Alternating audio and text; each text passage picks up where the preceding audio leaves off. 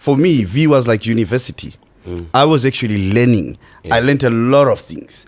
You know, I am who I am because of I've worked with that man, and he opened a lot of doors by working for him. So for me, it wasn't really about breaking bread. I think I was getting my fair share around, you know, meeting you. I think I met you through VEE. So hey, no, when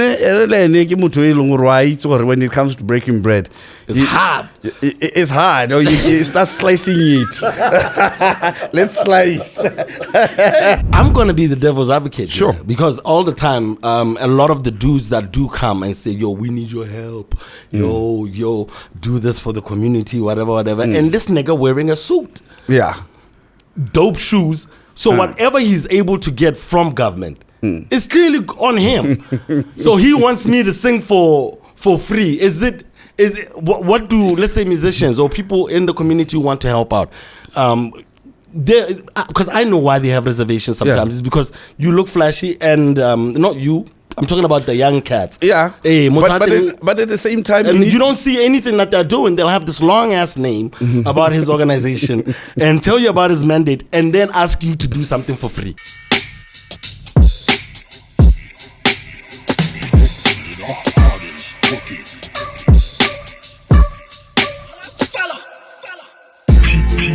Of different identities.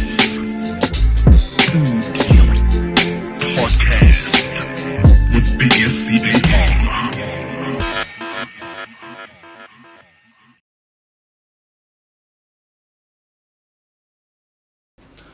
Yo, what's poppin', everybody? Welcome to another edition of the PODICAST with your host, SCAR. And we're coming at you from Stay Well, right here, Momo Oditane. Yeah, I'm comfortable here, okay? This is why we shoot here. You know, I earth here. This is my base. Everyone needs to come here to talk to us. And this is where we love to be at, man. You can find out all about their rooms. They have Facebook pages everywhere. Like I keep telling you, they even have like, you know, the best mirrors. You can turn on the light and everything. I celebrated my birthday here, by the way. So, yeah, I know it a lot. So, but yeah, moving right along. Today we have a guest that I've been meaning to bring onto the show. I know him personally, and we've been able to work together through different NGOs and even in the music business. But right now, his organization is on its 10th year, and it was just like yesterday when all of this stuff started. But yeah, the plight of the men and the boys. And we know the group as Men and Boys for Gender Equality. It's an NGO which aims to empower the boy child, and it seeks to engage men and boys in reducing gender inequalities, preventing HIV, ending GBV, and promoting the health and well-being of women, men, and children. And today we are hanging out with founder of this organization, Desmond Lunga. What's up, Papa? How you doing? Ote. I get temper. Hey, no, good to have you. You just came through from Pique. Yeah.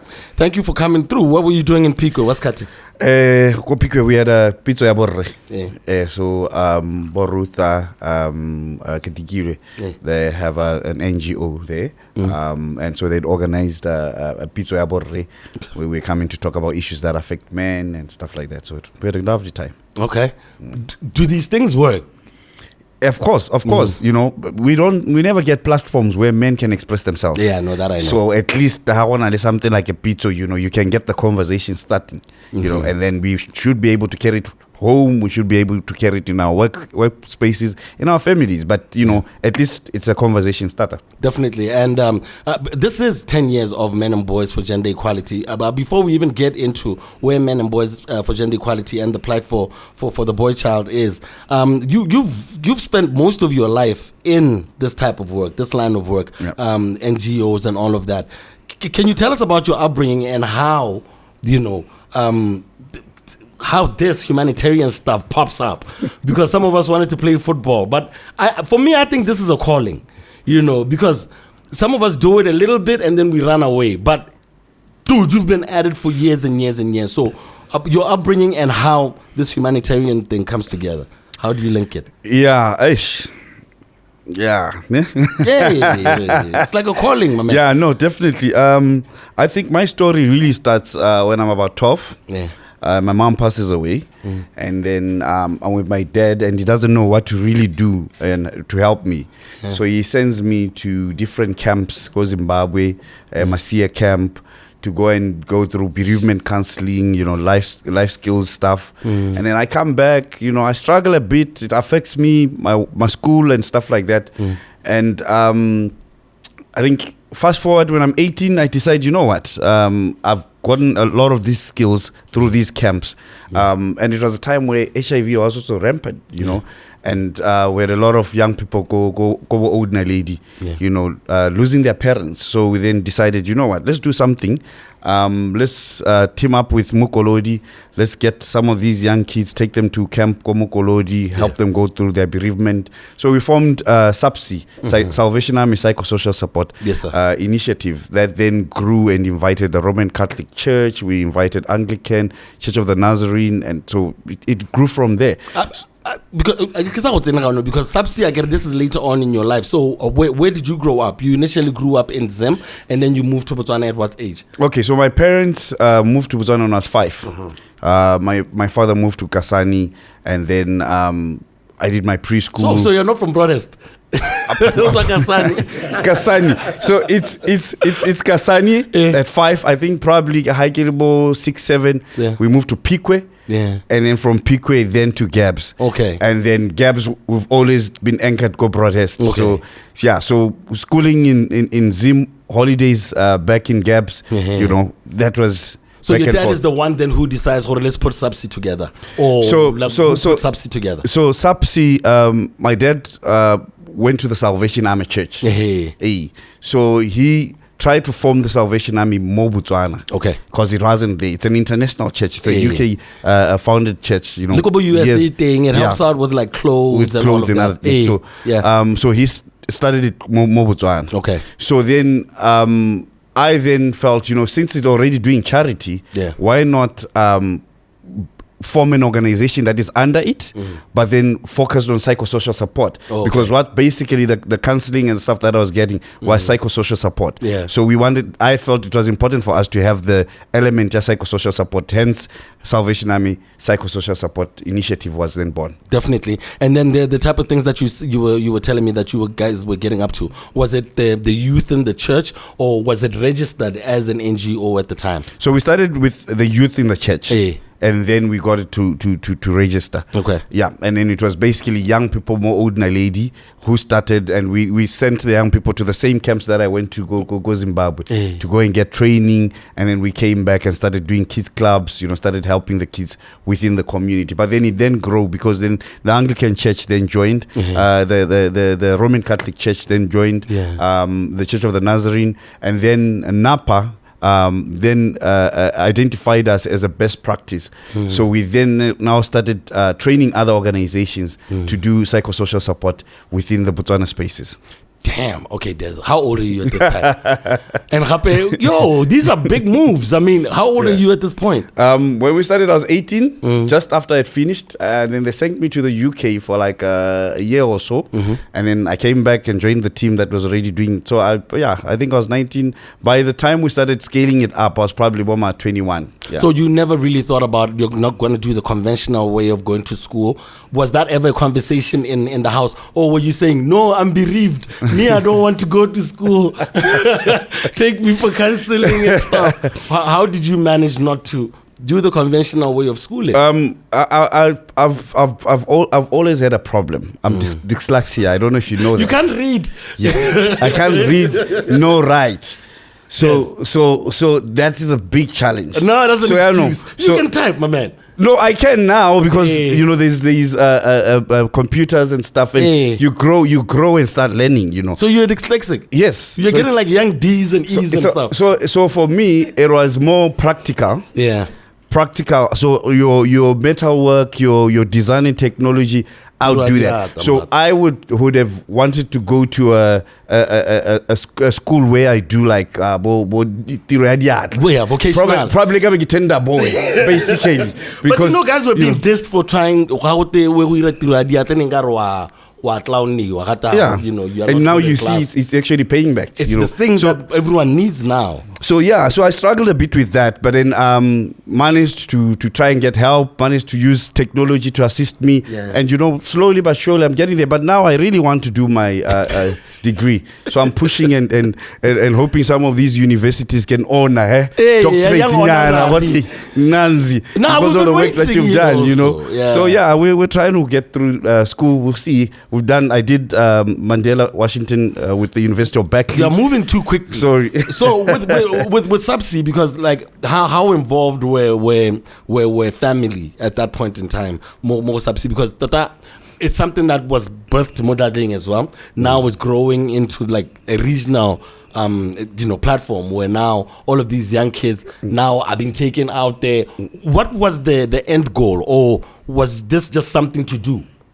No, it started off as a passion. Like I told you, I felt I needed to do something to help other young people that were going through that, and little did I know that, it'll take off. And it took off. UNICEF was really supporting us at the time, and they started referring us to other organizations. It grew. I started being sent to Burkina to go and do start up kids clubs through the Regional Psychosocial Support Initiative, which was REPSI. So everything just started growing. Where are these things right now, though? There's are there any of these platforms available for other kids? Because right now it just seems like all they can do is set up a Facebook page, get naked, and then I'm famous, and then it back. What can other kids get into stuff like that, especially if they can't, they don't want to do the conventional way of going to school? Yeah, I think they are NGOs that have been trained in these methods that are still implementing in different areas. I sort of shifted from that to men at a later stage. But there is organizations that are still surviving, and some of the young people that came to these camps and stuff are running NGOs now themselves. So how effective are NGOs in Botswana? Like when someone thinks NGOs, usually we think about the big ones like yourselves and the gender affairs. I don't know if gender affairs is an NGO. No, it's a department. It's a department, but there are other NGOs that fall within the same mandate that gender affairs would do. So these are NGOs that are like Gender-Based Violence Prevention Center, Gender Fountain, there's a whole list, there's a whole network, Men Engage, where we have different NGOs that actually do work. So I think they're very effective. You need to understand that NGOs they work with the people. We work with the ground. So you go into a community, you work with the people, you empower the people within the communities to be able to help themselves. So they're very important and very critical in any development. There was a point in Botswana where people were starting to the funding started to look like it was getting less and less, because as a musician, I remember the youth health organization during another time HIV/AIDS pandemic, they were the ones that we were working a lot with. Hey, they gave us dough. Yay! And money. For me, I was coming from a church background. Our NGO, Subsea, and then my father by why is they're having drinks, they're having fun, they're out there, they're the coolest kids. I even met my wife go yo. So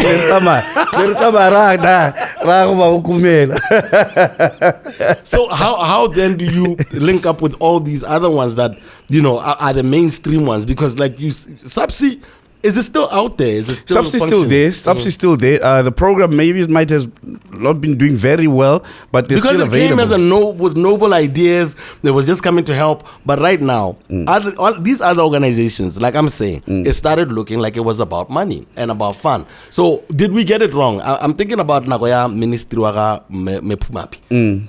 Because she was youthful and she was engaging with a lot of them. I mean, but I'll tell you, I've seen young people that got help from these NGOs, and I think we need to also push other young people to say once you've gotten help, you need to be able to spread the word, because I see some of them, the CEOs, some of them are running NGOs, some of them are employed at UNICEF. My wife works for UNICEF. She started off Koyoho. So you see how they've grown to be responsible people that impact communities, the society. So there is good stories out there from people that actually benefited from NGOs. It's not really about money. We don't make money. We spend most of our time trying to help than making money. I'm going to be the devil's advocate. Sure. Here, because all the time, a lot of the dudes that do come and say, yo, we need your help. Yo, do this for the community, whatever. And this nigga wearing a suit. Yeah. Dope shoes. So whatever he's able to get from government is clearly on him. So he wants me to sing for free. Is it what do, let's say, musicians or people in the community who want to help out? Because I know why they have reservations sometimes. It's because you look flashy and not you. I'm talking about the young cats. Yeah. Hey, but at the same time, and you don't see anything that they're doing. They'll have this long ass name about his organization and tell you about his mandate and then ask you to do something for free. Okay, so this is what's happening. How should we vet them? Society has deemed us as but NGOs as beggars. But then nowadays we're changing that narrative. Yeah. We're able to realize that some of the services that we have can actually be commercialized. Yeah. So we're moving towards social enterprise, where I get to work with Deptwana, do their GBV campaign or any other bank, whatever, and be able to have them charge for that. Yeah. And as a result, I can then utilize that money. But then looking good you should not assume because I'm looking good, then that means I'm moneyed up. So I think what you need to look out for is, what are you doing? Can I see some of your beneficiaries? Can I go and see your organization? Can I see your board members? Do you even have board members? Do you guys do audits? So sometimes when we write these proposals, organizations will then do a whole background check and check if you've got an audit, if you've got a board in place, are you utilizing the funds properly or not? Because with NGOs, once you don't use the money properly, then they cut you off. Yeah. Because that's what I've realized with the ones that came up during Yonena Kwele. I don't see them as much as because I think the money from also the government departments changing and also the fight HIV/AIDS is lower anymore. I think a lot of them went by the wayside, but I'm not saying everyone is a money grabber out there. Some of these organizations I've had an opportunity to work with, and the one that you worked with as a life skills coordinator, Stepping Stones International. Yeah. How did you go to Yoho, or did you move from Subsea to Stepping Stones? So I'm at Subsea, right, for a couple of years. I can't remember, probably 8 years or so. Yeah. And then I decided, you know what, I want to start my own thing. So I started a marketing company. That's where I got to meet more VEE and started going into the music space. And then I think I did that for like 2 years or so. And then I got a call from Stepping Stones, because Stepping Stones was now piloting a project called Men Care. And so they needed somebody who had interest around fatherhood and stuff, and who had experience in terms of working the NGOs. So I decided, hey, NGO Kia is calling me. So I said, no, let me go for it. So we piloted the program for a year or so. And then they ended up giving me a position on life skills. So we developed some materials around peer education and stuff like that. And then I remember working with you and Sasa. I think it was the last project that I did with Stepping Stones around GBV, where we were now utilizing radio, utilizing media to be able to educate people. But they listen to you guys. And so that's why people are coming to you and saying, please come and perform, or please come and talk to the kids, because you are influencers.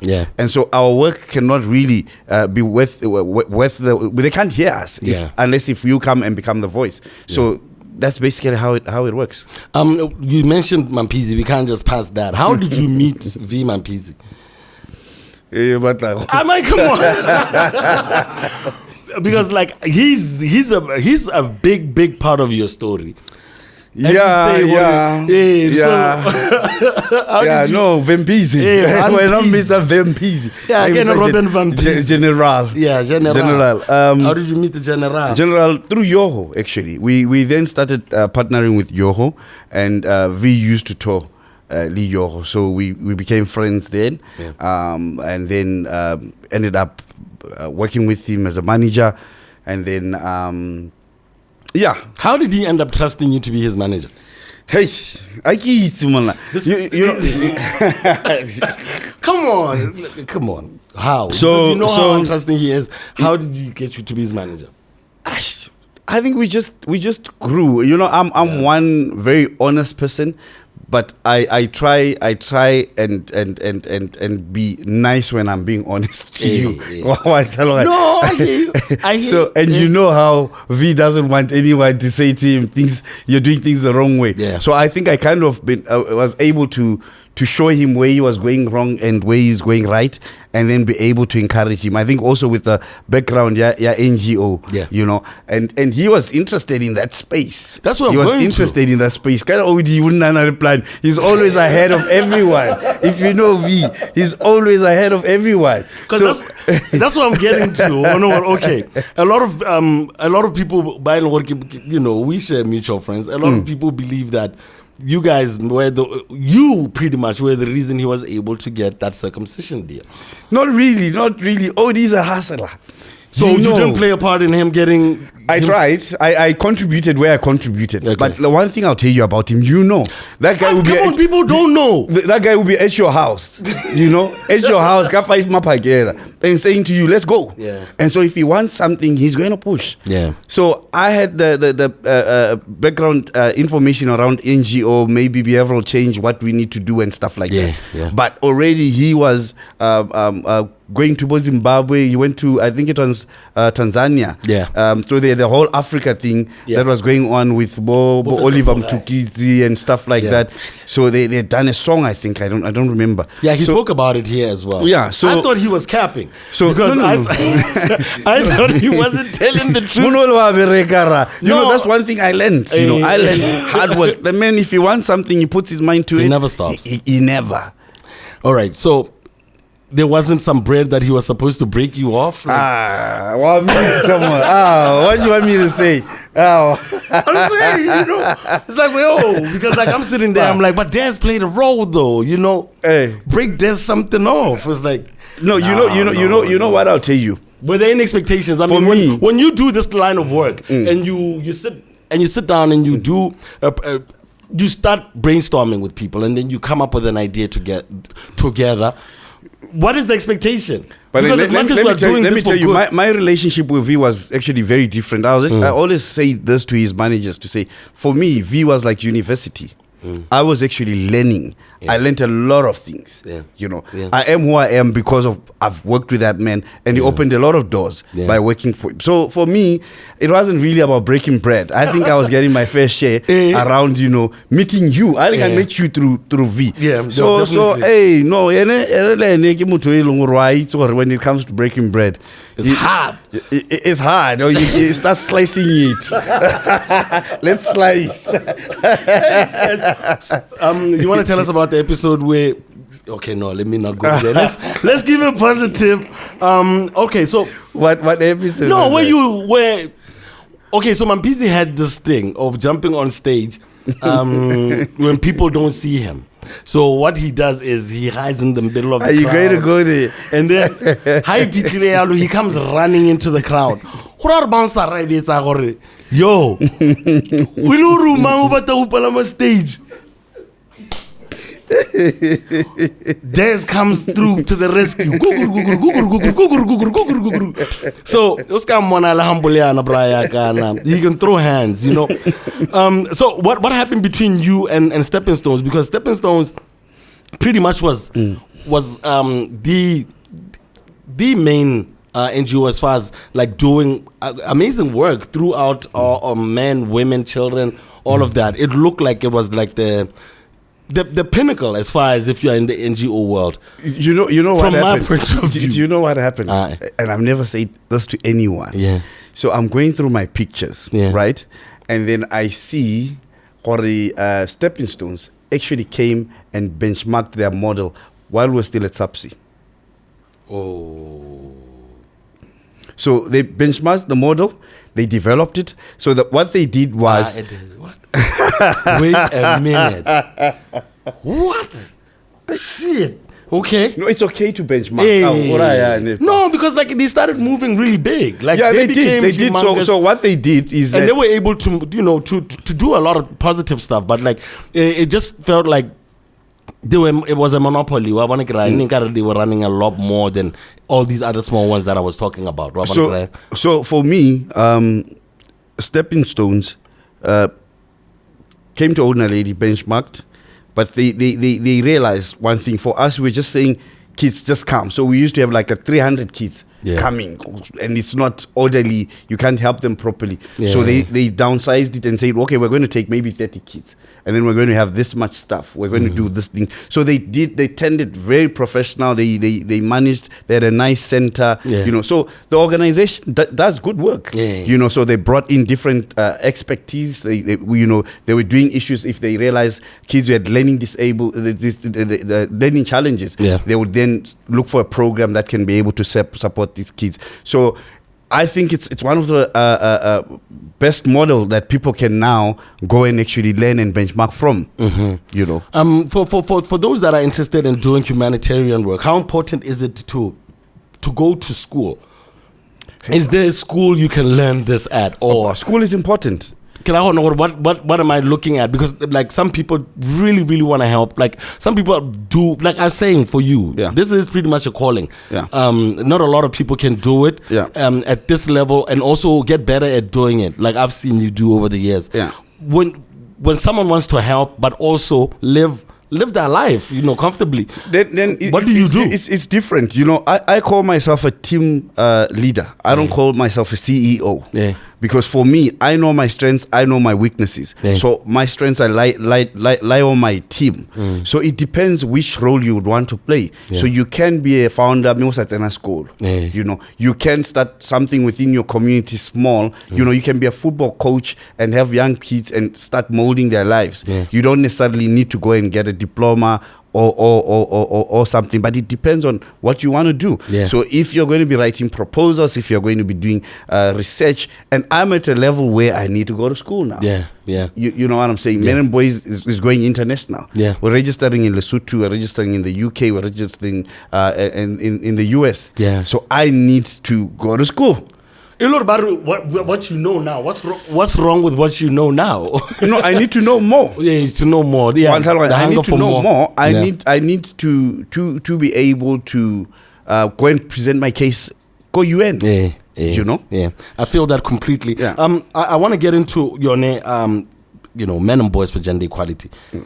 It's 10 years old now, and I'm seeing here to work with men and boys to advocate for the involvement of men and boys in the upbringing of their children. When was the moment for you where you thought, now it's time to take my energies towards this particular cohort of people?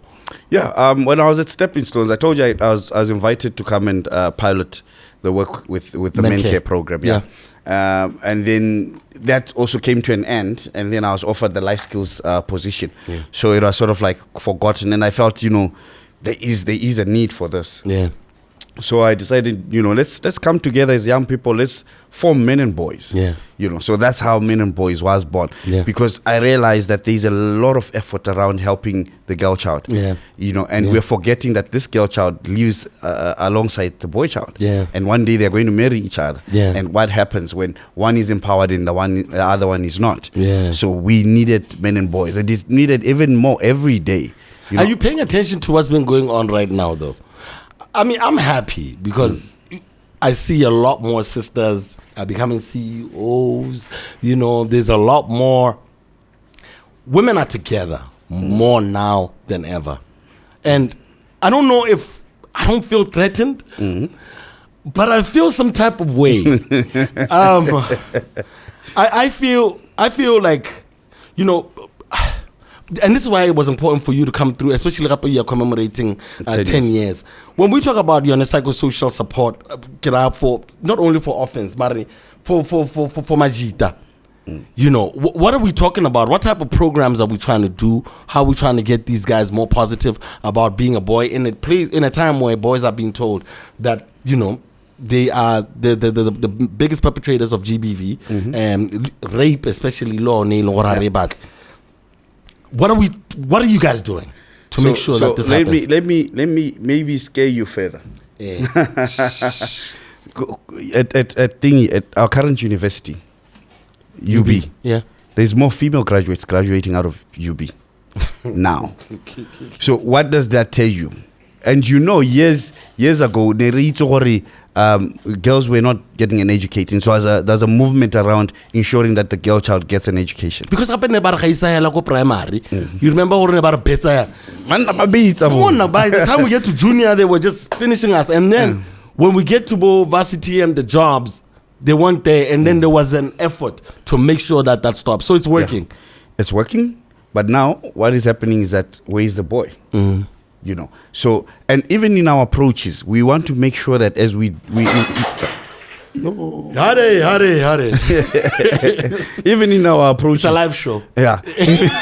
Even in our approaches, we need to ensure that we don't also leave the girl child.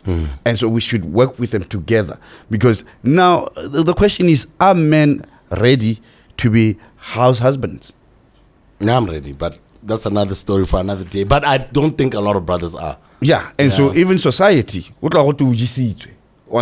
he's not man enough. So we have a lot of work to do around ensuring that we are educating everyone, ensuring that even men can embrace positions, can be able to take care in the household. And still have a healthy relationship with a woman that brings more salary than you. What I've observed, because I'm going to throw all of these things at you because we are 10 years deep. Yeah. And you should answer these for me, Des, because sometimes I've wrecked my own brain. Yeah. Right now, there's younger guys and older women, is what seems to be the trend right now. I don't know if you've seen it also. What would you attribute that to? We've got social media. Yeah. And we have young girls with iPhones showing how they benefit from women, from men. So what are you saying to that young boy who also wants to show that he can benefit? Yeah. So slowly these young boys are getting pushed to say that's where the bread is. So I might as well, and so there's so much pressure to men who better. For you to have a proper relationship, you need to have some sort of like income that comes in. Yeah. So if you are not, like I've said to you, that universities already we're seeing women graduate and men not. So it's going to push them towards that direction. Yeah. And also society, this is an issue of power, right? Yeah. And so men have always been in position of power. So money, if you have the money, then you run the shots. So there's some women that are having the money. And Libone, they believe because I have the money, this is what I'm supposed to be able to do. Yeah. Because I've seen men do this. So maybe it's the way to go. So it's an issue of power. So right now, are we under attack? Because our egos and what we stand. Because I'm also trying to relate this towards this GBV thing. Because the only thing that a guy can do in a situation like that is throw hands. You see now? Because he's the one who's much more, he's still got muscles. He's still got muscles. Even if he doesn't have the money, hey, I got these. So how then do we fix a situation like that?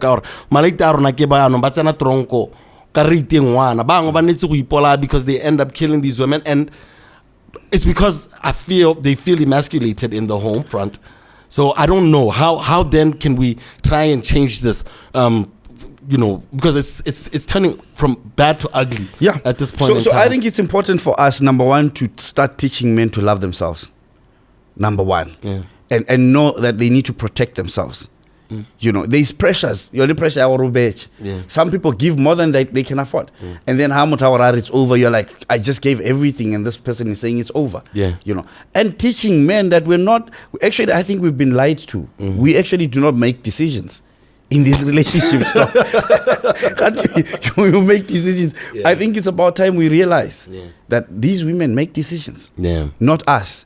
And the better we accept that, the early, the better. Yeah. You know, and be able to teach ourselves that we are mental beings, we're emotional beings. Yeah. We need to express ourselves. Yeah. You know, we need to go and get help. We need to talk to somebody when we're going through stuff. Yeah. And the motion, our risk, we're strong, it's a sign of weakness. That is what is getting us to these places. And I always say, I was talking to Pikwe, the one thing, my son is 16. Damn. You know? Already.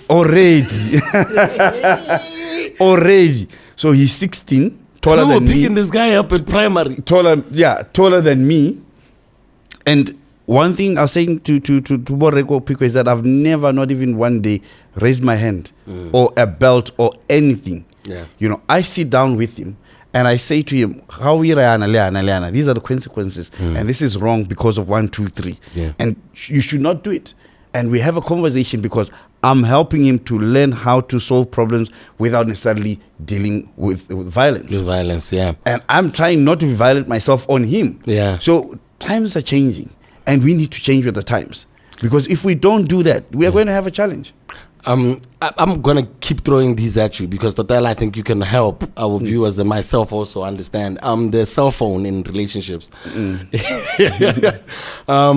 Because I think these are some of the things that our younger audience as well, and even Lebaholo want to understand, you know, because of social media, you know, the phone is a big deal. Stay away from those phones.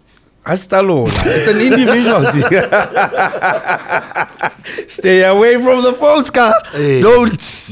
Don't get the stress. I try to tell guys what I don't want to know. I don't want to know. So, but now I'll tell you.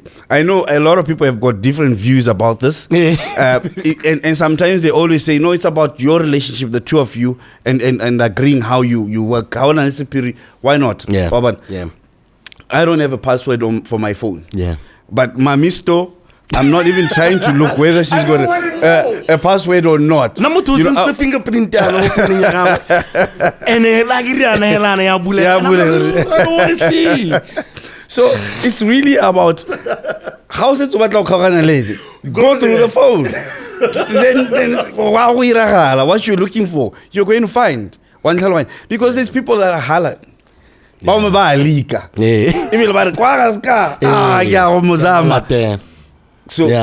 but then you need to protect yourself. That's why I get self-love and say, okay, she's going to deal with it. If she still wants to be in this relationship, she'll make sure that she doesn't do anything that will compromise this relationship. Definitely. And trust her. So, you know. Hey man, because of social media also, there's also examples of like these little programs sitting one. I think they got into my algorithm. I watched one and now they're all coming. And they keep on saying to you how to track your phone. You know, the worst one is where they show you where these kids are catching each other and you know, oh, you're partners? Oh, you love each other? Bring okay, your give me your phone. And then they go to the search engine and then they go, I miss you. Yeah. And then watch the fireworks. Happen so just leave people's phone alone. That's what I'm saying. Leave people's phone alone. Because that person, if they want to be with you, they're going to be with you. If they don't want, they're going to leave. And then tell these brothers now about Facebook and publicly displaying your girlfriend or your boyfriend. You know. But you guys do it.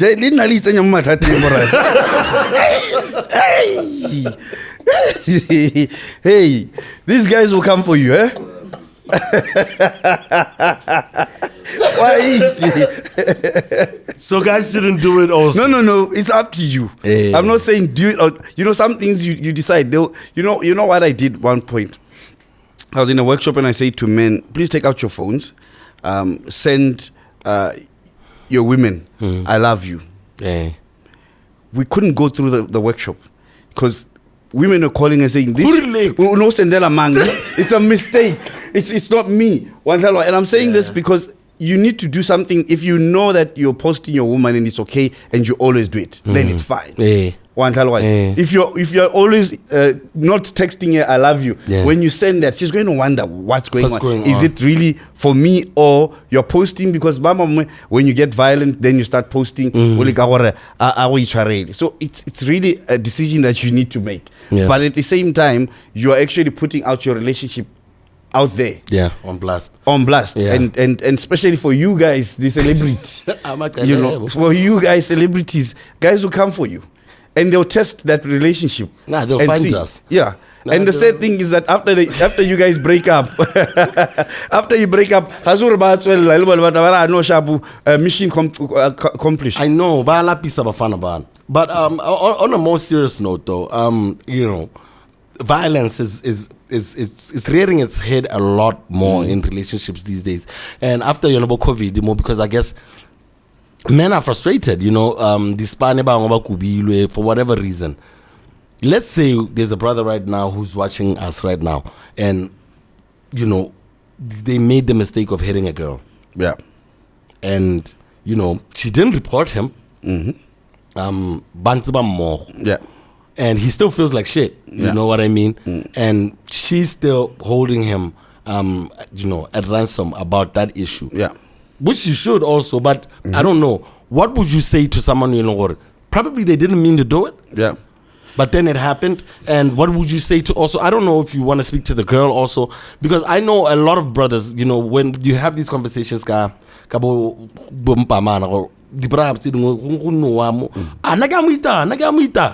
and they don't understand that we have 16-year-olds around us, and they think and then it's okay. So, and then after doing it, no, this is not okay. So what would you say to brothers who've done that, even older ones? I'll say, violence is like a cancer. If not dealt with, it keeps on growing. And it starts with that clap, and then it's 2 claps, then it grows. So you need help. Seek help. Go and sit down with a counselor. Find out where the anger is coming from. Deal with the past which has happened in your life, be it when you're growing, or be it the frustrations, be it the stress, like you're saying. Because of COVID, people lost their jobs. People don't. And I'm not nowhere justifying these actions at all. So it's a cancer. So I would say to that man, go and get help. Go and seek counseling. Even the same with the lady. You need to take a decision. And I always, whenever you go into a relationship, I think it's always good to set boundaries. To say we're not going to have a violent relationship, because the sad reality is that because of the cycle of violence, number one, honeymoon, it's nice, I get, and then the threats. When one trial or someone out of ring, check a phone, and then mpama, right? And then you feel bad. And then maybe that's when you start posting her on your status. You buy roses. You're trying to make up. I get it. You go back to the honeymoon phase, right? So that cycle keeps on going. And now you would find out, that's why you end up finding out because they know the moment he's going to feel bad, and then he's going to make up. And then so the circle gets bigger and bigger until you kill each other. So that's why when you see the signs, get help. For mothers dealing with kids who come back to them and tell them that, mama kids are raposo and whatever, and mothers will always be mothers. But for women that are raising young boys, what should they be really cognizant of, so that the boys don't go down that route? Because no mother wants to see their son go to jail or commit suicide. But we have a lot of that going on. What should they pay attention to when the boys turn 18 and start, really engaging with the younger women? We need to start from an early age. We don't necessarily have to wait until they're 13, 14. Let's start teaching them to express themselves. Allow them to cry. Ask them questions. How are you feeling? Why are you sad today? So that they learn how to express themselves. And I know a lot of times we say, no, single mothers can raise kids. You need a man figure to raise a boy, one way or the other. Be it an uncle, be it a teacher, somebody. And the call is to us as men to step up, and be able to have that man-to-man conversation with that boy. Because a lot of times you'd find that, especially boys that are being raised by their mothers, they end up thinking that they are the breadwinners, they are the decision makers within the house. And you'd find that women would even find it difficult to date. And later on, this guy's 40 and still at home, and now he's taking the mom's car and saying, it's my car, you.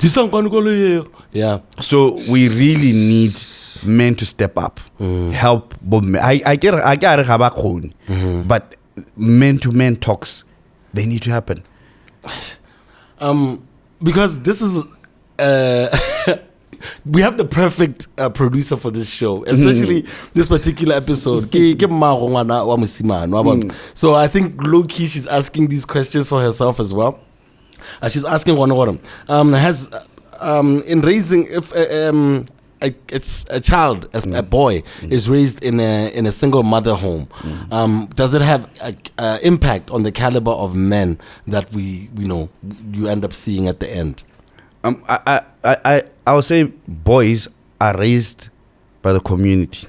So sometimes we want to blame ourselves as parents or as a single mother about the wrong that happens to the child. Yeah. But we need to understand that the child, things like sex, who teaches the boy child sex? His friends. So how about streamlining? So mom will talk about it maybe, but she's probably not going to be comfortable. She's not going to be able to break it down. I had a situation recently where my boy refused to go to the prom. So I had a conversation with him at about 13, 14, sat down and continuously had a conversation. Yeah. And we were talking about, no, Dad, now I'm not ready to date. Zolo is dangerous. Later. And I didn't take it to heart. I thought, he's just a kid. He's just saying these things. Yeah. And then eventually, he's going to maybe decide to date or whatever. Yeah. And then the young sister says, this guy is refusing to take them to the prom. And he's saying, so now I'm there asking him, I'm also worried. So why are you not going to the prom? No, I'm not ready for dating. I told you that I'm going to date at university. So for now, no. And actually, you told me that anyone below the age of 18 should not be having sex. Otherwise, you're breaking the law. So I'm not saying go and have sex. I'm saying you can go on a date, get to meet somebody, have a friend. Yeah. And the mother came in later, I'm convinced her, no, just go and see what's happening. And when he came back, he was so excited. He was like, no, thank you guys. I got to enjoy, we had fun. Yeah. Because then I was getting worried. And so it goes to show you when we talk to these kids, sometimes we even forget what we tell them, but they sometimes take it to heart. Yeah, and and if you tell them the truth also, like at least tell them the truth, in that way. So sometimes it's two ways. I was raised by a father. I turned out to be who I am. But somebody else will say, not I'm on anything, but my kids, yeah. So sometimes you have to, people take decisions, they make decisions. But let's try by all means to create that safe environment at the best interest of the child. Yeah. Knowing what he needs to have a conversation with a man. A frank conversation. These are the challenges. If you date now, this is what you're going to go through. Heartbreak. My dad told me the girls that you're dating when you're in school and just after school, you're probably not going to marry them. Yeah. So give you a heads up. Yeah, just know that they'll break your heart. Yeah. And it's something that I was ready. And when I got that break heart, I was like, yay. So this is what the Bali was talking about. But at least you had a heads up. Yeah. I had a head up. So that's what I'm saying. Let's have those conversations with these boys. Hey, Oscar Let's teach them about the biri, the zolo. What are the side effects? But I wish I didn't. I'm spending a lot of money. I'm doing this. Be honest with the child. Could that be a millionaire? I made a mistake, but you don't need to make the same mistake. Yeah. Let's be frank, because they know.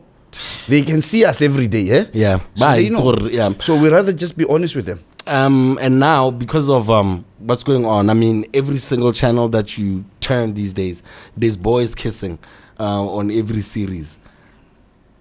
When kids come at you with these questions about homosexuality, because sometimes you'll be watching a program, Lemoto.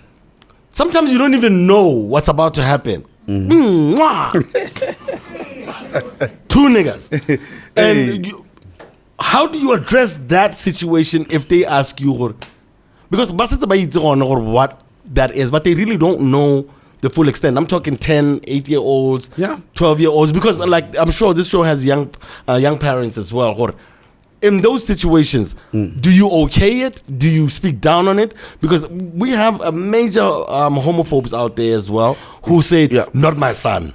Not my nephew. Yeah, and unfortunately, people don't choose. So break it down. You know, the best thing that I always say is that ask more questions. So what do you think about this? Yeah. You will be shocked that these young people probably know. They would even tell you more than you would know. You know, so find out how far they know. And if you are picking traces of hate and stuff, be able to bring it down to say we're all human. Yeah, kill the hate in the NGA. You know, and I always say I didn't choose that I'm going to be attracted to women. Yeah. As I grew, I grew those feelings. Yeah. And so who am I to then judge somebody else who has different feelings? And, you know, we're diverse. We're people, we're different. And we live with our differences. So I think it's about educating and ensuring that they understand what is going on. Because it's not a choice, you know.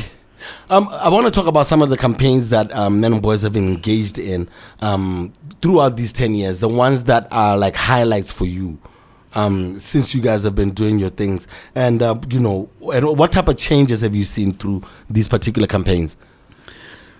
Wow, we've had a couple of campaigns. A couple of campaigns. We had Munatia. Yeah, Munatia from day one. Yeah. You know, you did the song Libo Apollo, Ling Ling Ling, which paved the way of redefining what being a man is. Yeah, which helped us with our work around re-socializing the boy child and engaging with men to really take up care work within the household. Yeah. We saw men in the kitchen where we're pushing men to, you know, go out there, cook and help in the household. We were part of Isimongwaning, developing it and working with UNICEF on that, which gained a lot of traction around, you know, ensuring that people can report issues that sexual harassment, yabana and stuff like that. And we've got the Brothers Arise, which is kind of a new campaign that we're also kind of working on now. He for she, we did that also. And the one thing that I'm always saying, you know, I don't believe that we need to do things and just let them die off. Yeah. I think we need to continue, because when we do work, for you to see meaningful behavioral change, it needs to be a continued effort. So we need to see how we can continue some of these campaigns to ensure that we're able to change behavior. And we're able to call each other out. You are sharing and saying, you know, wait, and then all of us are quiet. And no one these even days have changed. Yeah. These days I've changed because maybe I'm older, but I don't even hang around people who say that anymore. But like back in the day, so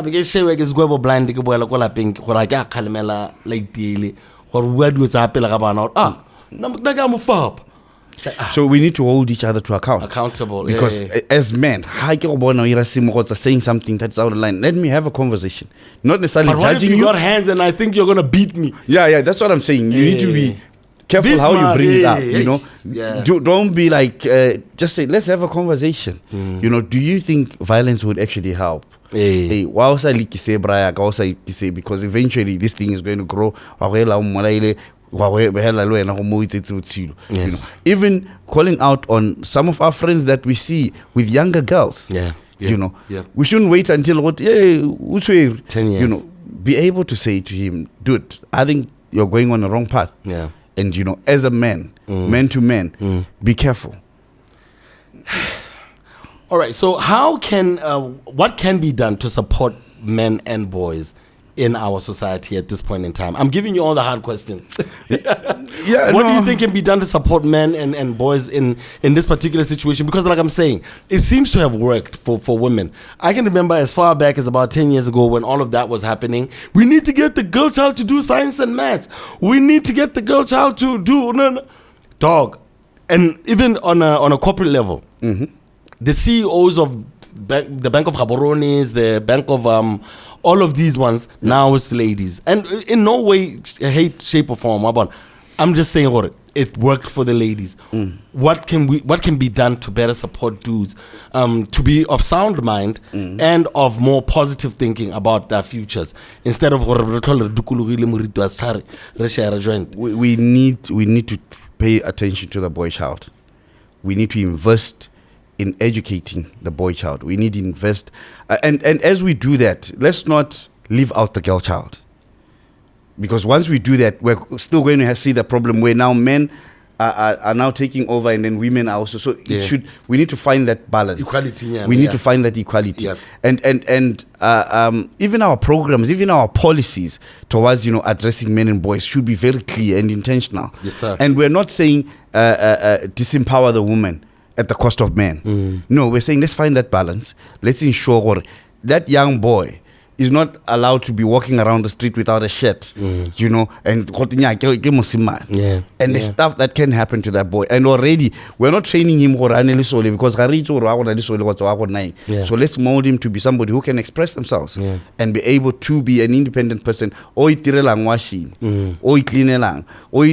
they have a partner, they're not having a maid, but they have somebody that they want to live with, that they share their life with. So there is need for us to pay attention to the boy child. And like I'm saying, we will see that shift. The next 10 years, if we're not doing anything, we'll have a challenge. Even our health system is struggling right now. Botswana has managed to meet 90% people testing, 90% people enrolling for ARVs, and 90% people that have suppressed. But men are still lagging behind. Women, but some are over 98. Hey, let's have a blind. Yeah. So and I was talking to a man. Today. I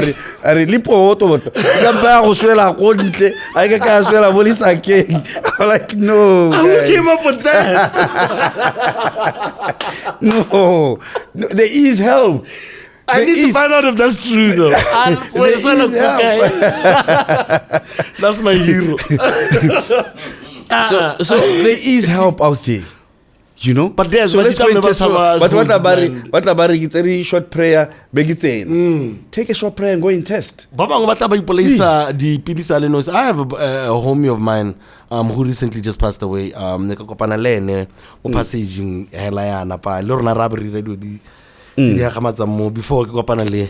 love of my life. Holy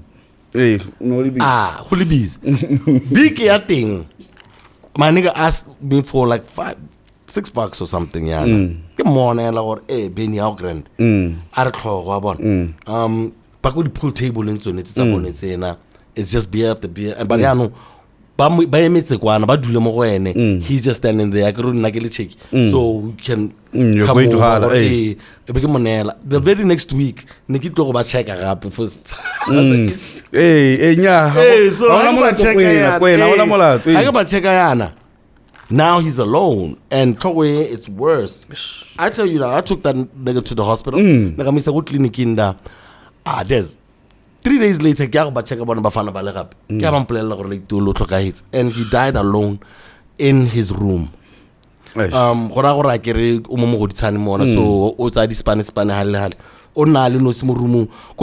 come to a point where they're so stubborn.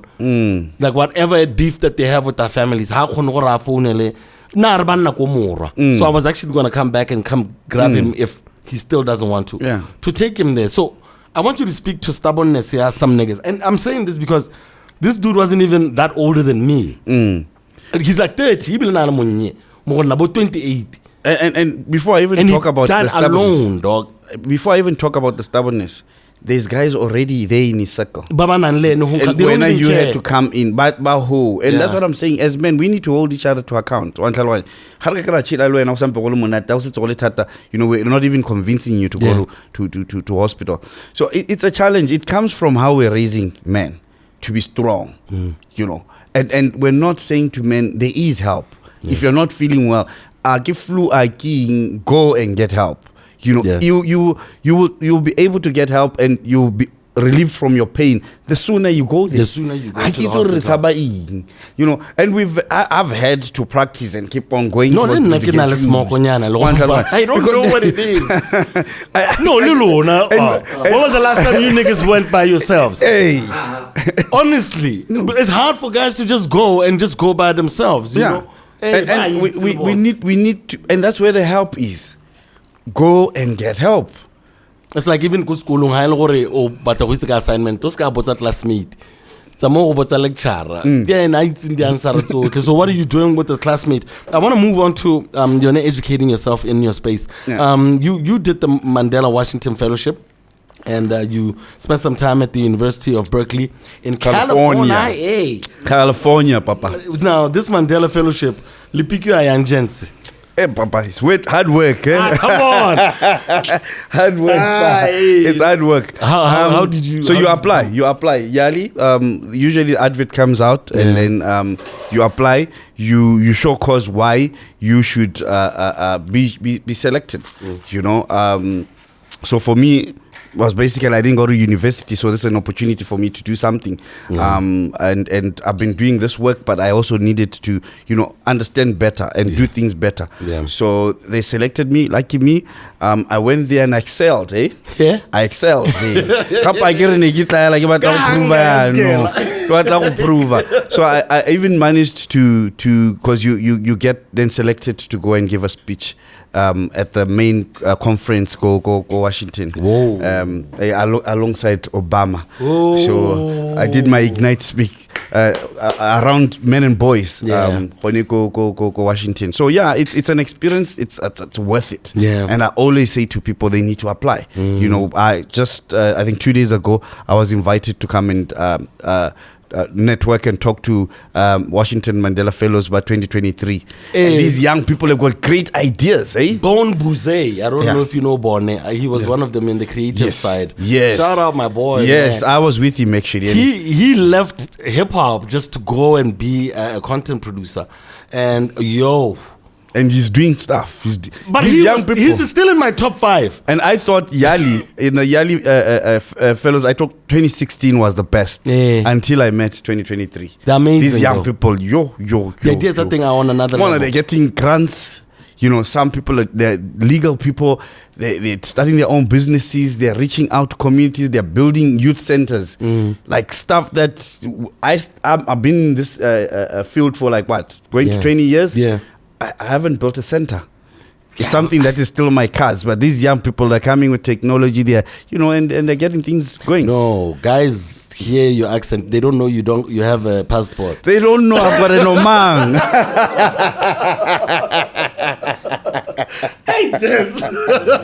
They don't know, pa. You worked on everything except the accent. Oh my God. No, but no, people are cool with me. No, but also, you know, unfortunately, your dad did pass. You know, how did that affect, you know, you and the work that you are in? Because you started excelling really, really well in the space here in what he introduced to you. Yeah. How did that, you know, affect you also when you look back? Hey, well, it's difficult. You know, losing a parent is not an easy thing. You know, I lost my mom, like I said to you. Now losing my dad. Hey, negela blind. Negela blind. Yeah. Especially when you are sick. And I felt he wasn't getting help and stuff like that. You know, so it was a difficult time. But I had to be strong for my kids, you know, because now my kids are saying, what's happening to grandpa? You know, they at the funeral, the kids are crying. So sometimes, you know, we have to then realize that, you know, you're no longer a young man. You a father, support the kids. And, you know, you've been through this. You don't want to break down again with your dad and stuff like that. But, you know, slow progress. I think we're getting there. And it's a normal occurrence. Bereavement is a normal occurrence. Once in a while, you can get emotional when you crosses your mind and stuff like that. But I feel I was blessed, you know, because he was there for me. He helped me throughout. I am who I am because of him. You know, so I love that.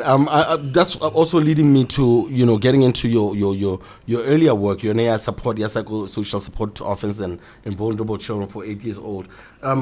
What does that entail, though? Like, is it about if someone is not able to, let's say, take kids there, and maybe they know of people like that, maybe go Masimo, go Moraking. I know we go around, especially people probably watching this show. You have people in your community. When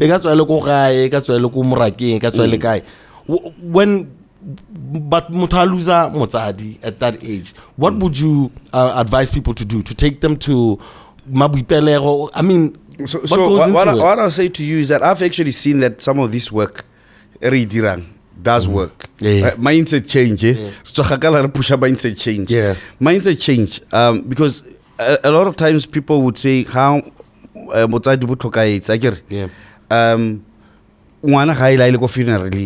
sometimes they're not even told. You know, and that was not working.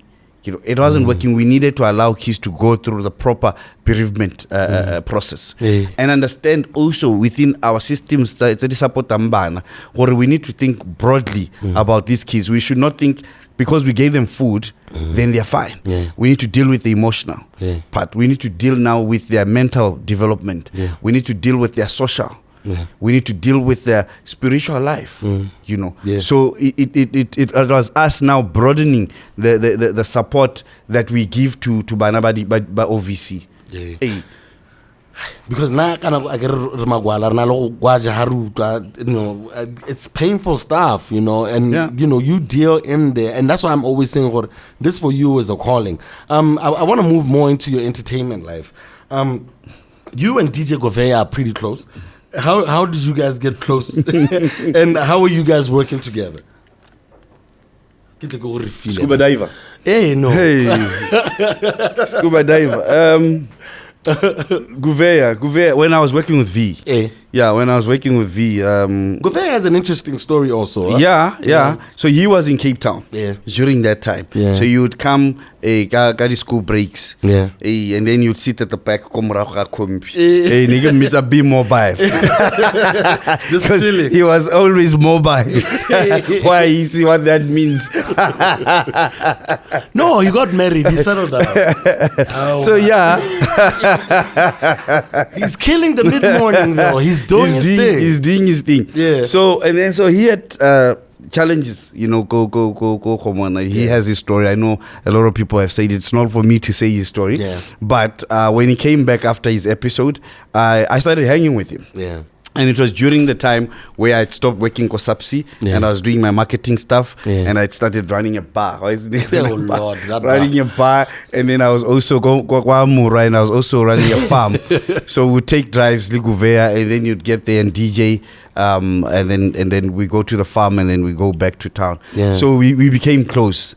And so right now, because like this is like years later, because he's the man that he is now, because I guess you were also a positive influence in him. If you have friends who are going through any type of, let's say, substance abuse, what would you advise people so that because I saw how my boy became something brilliant, you know what I mean? Like I say, he'll come through here and tell his story. What type of support can you have for your boy in that situation where, you know, that's the problem. It's a challenge. So, it's a challenge. This is detrimental for your life. And you still become friends and you actually see them become a better version of themselves. Having been through that, you know, with more than one friend, you know what I mean? You were there for a lot of us, nigga. How do you... You know, how do you support a friend like that? I think it's basically understanding that we need to create a relationship. Right? And I need to be very honest and open with you, you know. And let's have healthy fun. You know. And also I need to understand that you're going to relapse. It's going to happen. And how do we deal with that?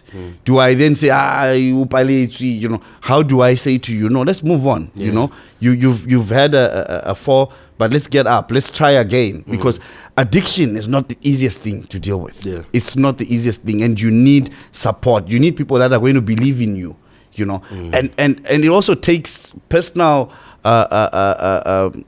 the personal zeal to want to change, you know. So I saw him grow. I saw him take over. I saw him run. Just like VEE.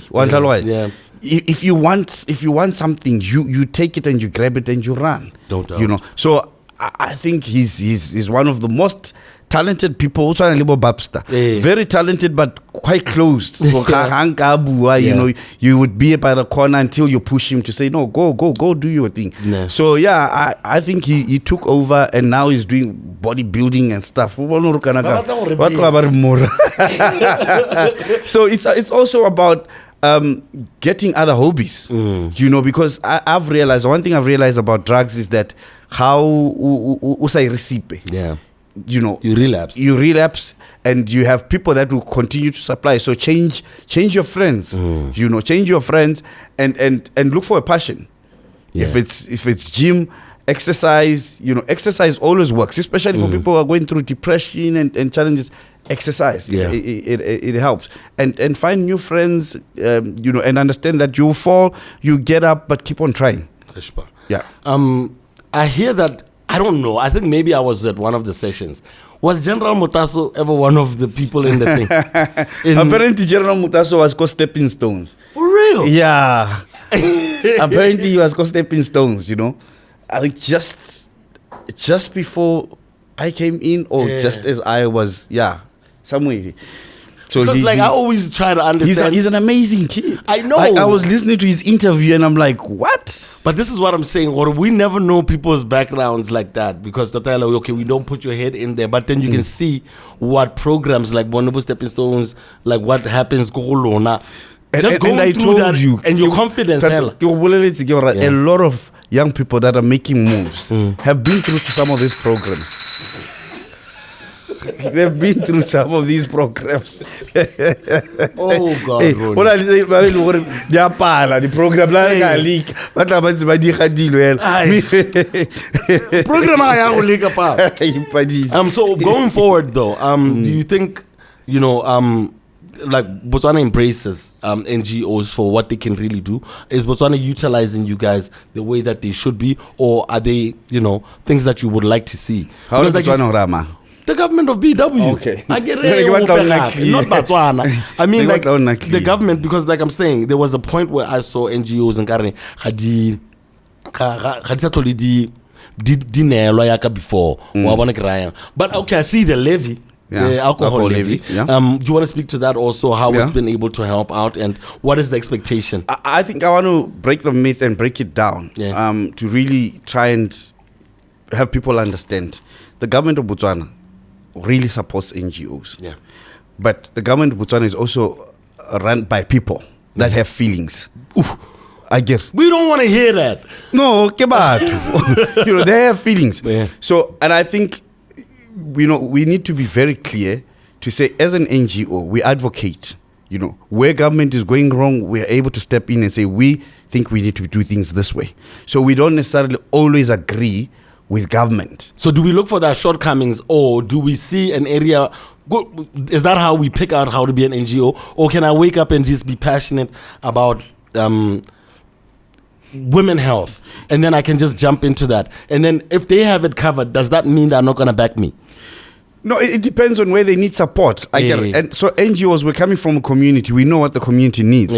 So we need to then support what the community needs. So if the government does not have policies around that, then start doing advocacy to help government then put in policies that can sustain the different challenges. So often you'd get that people would think that, okay, NGOs are not grateful. There's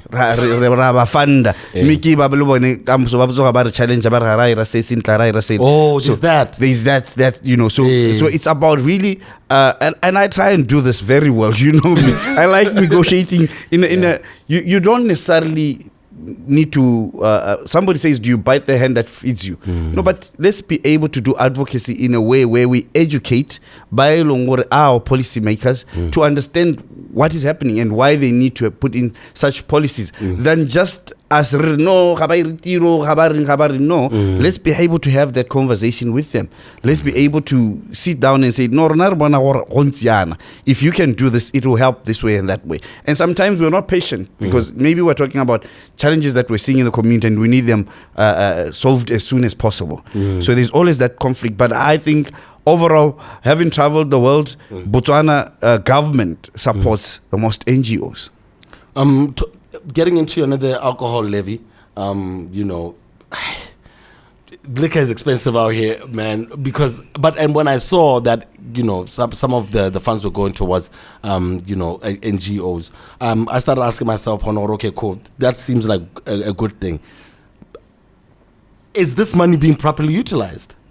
This money is being properly utilized. Because when you can speak for yourself, yeah. But can I also, how long you have an understanding of what's going on? Because we're sitting there and people are mad because like liquor is expensive. I get it. As far as we're thinking, how is this going to come back? Let's reduce the intake. The main purpose was for us to reduce. It's not it's well, we want to. Yeah. No one wants to be a letawa. But at the end of it all, though, you can give us some examples of how this is helping because we then look at it and we're thinking, well, okay, but this is not all the money that they take from us as consumers of Bojalo. But is it helping with the NGOs? It's helping. It's helping. Of course, I don't see the government to be able to say so much. They've used so much way. They've used so much way. But as NGOs, I know with our check, we've got about 18 NGOs that have benefited from the alcohol levy, and they're doing programs in hard to reach areas. They're helping young people. We identify young people that we feel are in danger of abusing alcohol or drugs. We take them to camps. We try and mold them. We look for mentors for them. In business, some start the kawashi, some start their own small businesses, some want to venture into music. We try and direct them to that direction. So I've seen this fund help. And so without it, I don't know if these young people will be able to get their help. Yeah. Do we need more? Yes. Do we need rehabilitation centers? Yes. Yeah. So more can be done. How then do companies that want to use NGOs on their corporate social responsibility, how then do they affiliate? Do they just pick up the phone and call you guys, or these guys are not doing anything? They're not doing much. No, they're not doing much. You know what I'll tell you? Like in other places, go South Africa, it's mandatory that they need to do something. Yes, and there's a whole check. What are we laying? And you need to look at how much people are making. A lot. And how much are they giving back to the community? And is it meaningful? How food packages and you give to people, they're going to eat that food. Then what? Are you teaching them how to fish? So these corporates need to be actually investing in these people's lives because they are getting money out of them. So that one is like government is doing well. Yeah. In that department, we really need corporates to step up and be able to invest meaningful into the people. So is that like an advocacy space that young people can get into to advocate for laws that ultimately get private entities to commit? Le podcast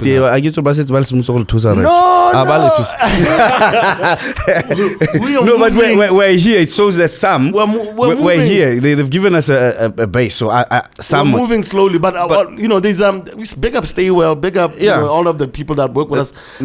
But like it's not as much. Like you say, they don't commit to like a local quota of some sort. So that's what I want to figure out. It's just you guys, and the only support that you can get is from government. They do pitch, but I think they can do more. And they also need to really have a proper strategy that is meaningful, that is life transforming for people, not just once-off stuff. Okay, awesome stuff. So, to dispel the myth that NGOs are a money-making scheme, I'm sure we have fixed that today. No one can come here and tell us anything else. I think that's where the brunt of most of these questions were at. I want to talk about your entertainment life.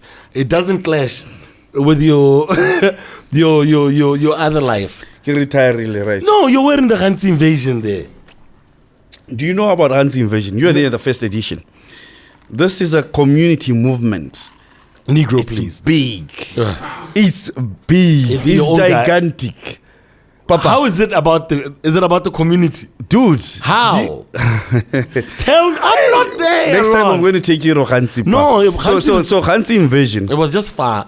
It's just too far. And there's no accommodation. All the artists are always complaining. So with Ghanzi invasion, what we've done is that we've really mobilized the community. Okay. We've mobilized the community to have, the social football teams come together, play for a cause. Okay. play for a cause. So what we do is that we go out there and find out what are the challenges that this community is having. You know, there was a lot of road accidents during the festival. You know, so we were saying to Taxi Association, come and help, be able to transport, but to the venues. You know, let's start a culture where we're teaching people not to use their cars, but utilize taxis. We bringing football, social clubs to come and play, educate others around issues of HIV, non-communicable diseases. So we're going into schools, taking the artists to talk to kids, motivate them, encourage them. Definitely. We also got to record a traditional group PODICAST and had them a CD, because there's a lot of tourists that are passing there and they're able to sell their stuff, and tourists can be able to take that CD with them. So it's a community thing that really pushes the community to come together under one roof. That's why it's packed. And there's a Ghanzi show going on throughout that year. And this year we had the new competitor Makazi was there, but the community came through. One time they showed that they're solid and they're together. So for me, it's something that we've started, of course, with the background that I've had working with artists, you know, and ensuring that we have safer areas where people can have safe fun. I want to take it back now to your managing days. Who was your favorite artist to manage? I know you managed only Mampizi. I started with Teas and Ice. Oh, Mr. Ice. He's selling bling now. Is it? Hey, he's still doing small businesses and stuff. Yeah, and that's when I met PP and stuff. Yeah, and your journey was crazy. I want to hear this. Teas and Ice. Teas and Ice. PP? PP was in the mix. I think he was trying to introduce me. He introduced me to Teas and Ice, actually. And then after that, I worked with Bomang Zulas. 547, 547. Yeah. And then Bubster was always in the background. He never wanted to show. Bubster was rapping before some of us. Third Mind were on. There's a VHS video of Bubster rapping. Ranko put up something. Has it. Bubster, and you can't tell it's Bubster. I can't tell it's him. I'm like, is that Bubster? So and then we did Zulas, and then who else did I work with? But then VEE. When VEE, for me, VEE's always been the guy, because all these other guys wanted me to take them from their houses, and when we go and work, how about VEE will be at your gate, knocking and saying, let's go. I want to ask you about something also, or why were you always wearing a shirt? Where did you get that? Like always prim and proper and you're around like Baopedi. Like was that your dad or something? Like your appearance, no appearance to top it. Manager. Huh? Niggas. Dress the part, Papa. I'm the manager, I'm not the artist. You should be able to tell the difference. Who is this guy? But like, I always respected that a lot. And you've been, I think you're the person to listen to when it comes to like nigger relationships, you know, men and boy relationships, because never mind the fact of with your humanitarian work, you've been around all kinds of guys, you know, guys with the biggest egos, guys with the smallest egos, you know, guys with the most talent, guys with the biggest mouths, you know, and I think you have a lot like you can offer men and boys of this country, and and we really appreciate you. Some of these questions that was not going forward, what is men and boys you know, trying to get done? We're trying to get more men to come on board, and more organizations. That's why we do the GBV Awards, where we want corporates. Oh, I nearly skipped those, where we want corporates, individuals, government department to do something around ending gender-based violence. So I think we recognize that the fact that we can't change things alone as men and boys. We can try and have offices, but we need more organizations. So we want to mold organizations. We're going to be working with the EU to train organizations on governance, on implementing programs, so that we have more. The more the merrier. And we need to reach people in different areas. So we need more men to come through. And, you know, you don't necessarily need to join men and boys, but within your space, you know, reach out to a boy. You know, help a boy, help a brother. You know, like you were saying, you know, you see a brother is not well. Push him, take him to the hospital. Rest in peace, baby. You know. So we want men to start, you know, taking responsibility. And being there and helping out. It doesn't mean, you know, this nigga is jocking my style. This is why you know. Got some brothers are just really friendly. I met a really dope brother today, man. Yeah, like Dele, sharp, we will impart advice. So at least like I really appreciate what work you do and the organization and what they do, and we hope for 10 more years, man. 50 more years. 50 more years. On that note, thank you and for joining us, and we'll see you guys again another time. It's been another edition of the PODICAST. I'm SCAR. He's Desmond Lunga. Peace. Thank you.